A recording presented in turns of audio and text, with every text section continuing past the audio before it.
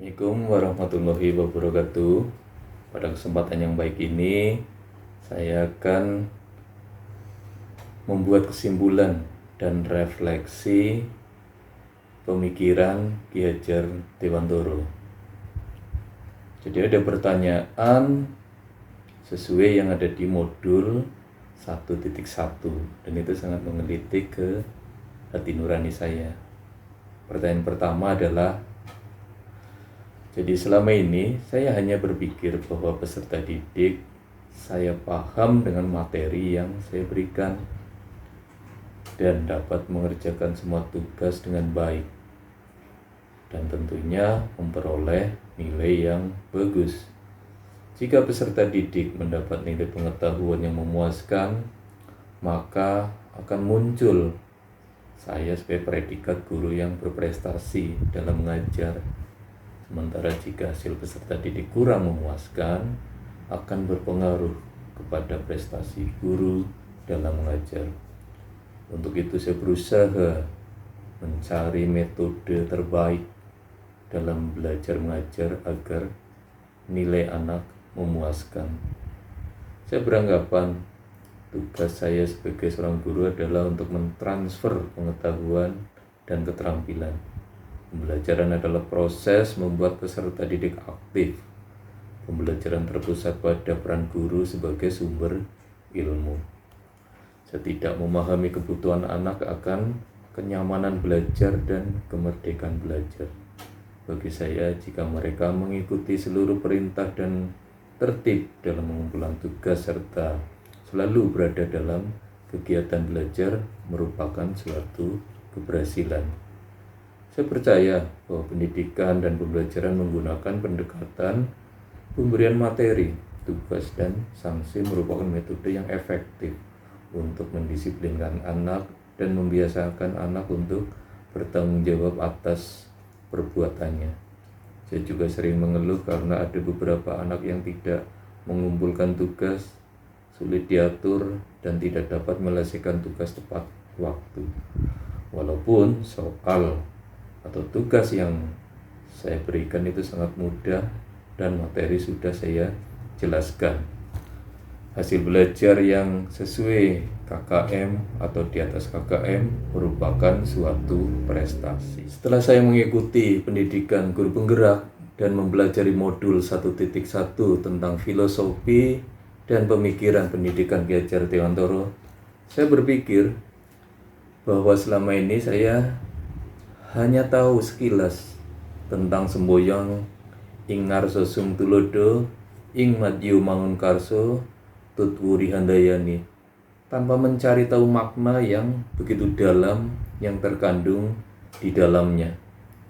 Pendekatan pendidikan dan pengajaran dalam bentuk sebatas pemberian materi, tugas, dan pemberian sanksi akan menimbulkan ketidaknyamanan dan menghasilkan pribadi pemberontak, cuek, malas, dan rendahnya daya juang serta jiwa berkompetisi dalam diri anak. Sistem Among menuntut kesabaran dan penerapannya. Saya menyadari kekeliruan bahwa selama ini memandang anak sebagai objek dalam pembelajaran. Seharusnya lah mereka subjek pembelajaran. Mereka lah pemegang kendali pembelajaran. Menyadari bahwa setiap anak itu adalah istimewa, unik, dan memiliki potensi dalam dirinya. Dari sinilah saya berubah. Perubahan tersebut dengan mulai membenahi mindset saya mulai dari diri saya sendiri.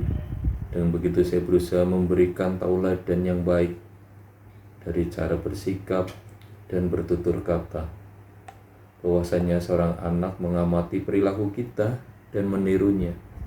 Oleh sebab itu, saya harus memiliki karakter yang positif agar anak sebagai peniru lebih berkarakter positif. Saya mencoba menggali kodrat dan minat bakat anak, menyadari bahwa setiap anak itu adalah unik dengan segala kelebihan dan kekurangannya, membimbingnya mereka sesuai dengan kodrat mereka, tidak menjadikan KKM sebagai satu-satunya dalam pedoman berprestasi, melainkan bangun segala sesuatu yang mereka miliki, memberikan kebebasan bagi peserta didik seperti memberi kesempatan pada peserta didik untuk berbicara, mengungkapkan pendapat, perasaan, ide-ide, gagasan. Dengan begitu, kita sebagai pendidik bisa menuntun mereka kepada tujuan pembelajaran sesuai kemauan mereka, yang tentu kemauan yang menumbuhkan sifat karakter bagi anak. Berusaha menjadi guru, ibu, teman, sahabat, dan fasilitator bagi mereka, sehingga muncul keterikatan emosional yang kuat, dan ini lebih memudahkan menuntun mereka ke kodrat mereka. Tidak menerapkan sanksi teguran yang keras kepada mereka, karena lebih membuat mereka tertekan dan tidak merdeka. Berusaha menjadi penyejuk bagi mereka yang dapat mengamongi mereka setiap saat, baik dalam keadaan senang maupun susah. Dan apapun yang tindakan dilakukan, pendidik harus berorientasi kepada anak. Demi kepentingan mereka, anak adalah subjek, teman belajar, karena sejatinya pendidikan juga belajar dari peserta didik. Yang segera saya lakukan agar kelas saya mencerminkan pemikiran Ki Hajar Dewantara adalah yang pertama, mengidentifikasi karakteristik anak, mulai dari kebiasaannya, gaya belajarnya, kemampuan menyerap materi pelajaran, bakat atau niatnya, juga meminta pendapat mereka tentang hal-hal yang menyebabkan ketidaknyamanan mereka dalam belajar dengan baik. Merancang pembelajaran yang sesuai dengan kebutuhan peserta didik dan melaksanakan pembelajaran yang bermakna, menyenangkan, dan tentu saja memerdekakan. Memberikan suasana kondisi belajar yang nyaman, menyenangkan, menjadi tauladan, memberi semangat, serta memberi dorongan dalam menanamkan nilai karakter. Melakukan pembiasaan dalam mengucapkan kata maaf, tolong, dan terima kasih sebagai bagian dari penanaman penguatan karakter. Melakukan pendekatan secara emosional peserta didik maupun orang tua guna mencari solusi berbagai kendala yang dihadapi anak dan bersama-sama mengasah minat bakat mereka. Untuk dapat mengimplementasikan Merdeka Belajar yang menghasilkan profil belajar Pancasila membutuhkan proses dan waktu. Hal tersebut bukanlah yang mudah. Sudah waktunya kita dapat melakukan perubahan-perubahan hebat dalam proses pembelajaran dengan tujuan untuk memberikan tuntutan terbaik kepada peserta didik.